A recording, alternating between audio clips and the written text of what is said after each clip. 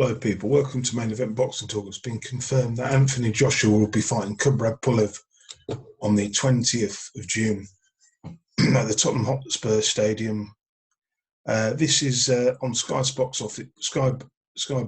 This is a fight.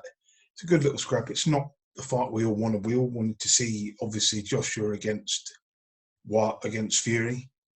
But obviously that's complicated because Fury's got a third fight with Wilder anyway.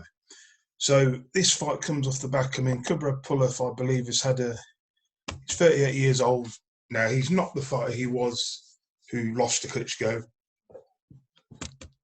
That fight was, oh God, Jesus, my memory precedes me, 6 years ago. And since that, he's beat the biggest names he's beaten since that fifth round defeat. The biggest names he's beaten was Derek Chisora.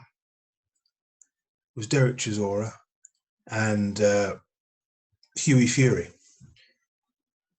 So really, he hasn't really beaten anyone apart from Fury and Chisora. If you take out those two names, it doesn't look good. George Arias, obviously, Maurice Harris, an old ancient Kevin Johnson, Bogdan Dinu, Rydell Booker, Samuel Peaty. To be fair to Pulev, he's still a good fighter. He's still got good skills. But his performance against Rydell Booker was a bit lame. It wasn't a great performance. Rydell Booker, obviously, you all know his story. But for me, this is a good fight for Anthony Joshua. A good first defence after beating Andy Ruiz. But the main thing, what we need to get from this, how much has Pulev got left? How good is he anymore? Obviously he's slowed down a lot in the last 6 years because obviously he's only been fighting two top 20 opponents he's only fought, and then the rest are top 50, top 40 sort of fighters. So Bogdan Dinu would be like a top 40 fighter, but there's not really a lot on there to suggest, he's got much of a chance. If you look at Joshua, obviously in his last fight, he beat Ruiz by sticking and moving and just boxing him all night. And then before that, he lost to Ruiz, obviously got knocked out. But if you look at Joshua's,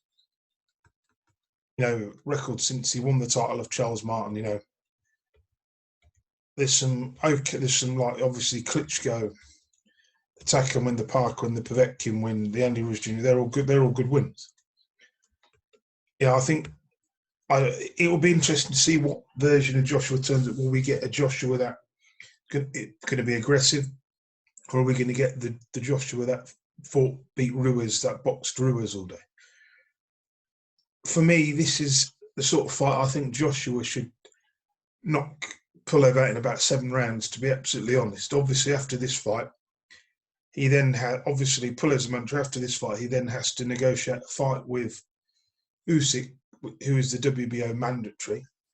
I think after that, then we can look at an undisputed title fight, but I don't think that's going to happen this year. Eddie Hearn, I read in the Sky Sports, Eddie Hearn says he thinks he can get a Joshua Fury deal done for December, but with the way the sanctioning bodies are and the different TV networks, obviously Joshua is with Matchroom and Fury is with Top Rank and Frank Warren. This is really difficult. And by the time Joshua and Fury do meet, will Joshua lose again? Because, that's a strong possibility that he could lose again. I think Usyk, if he does, obviously once he beats Pulev, if he does, Usyk could give him loads of problems. But if Joshua can come through those 2 fights unscathed and Fury can come through his rematch unscathed and win, then we can see it happening. But by then, I think Joshua or Fury will lose. Joshua will probably lose again. And then all the belts will be split up. We haven't had an undisputed champion since Lennox Lewis. And that's 20 years ago. So for me, Joshua wins this in the 7th round by a stoppage. Thank you for watching the video. Bye, guys.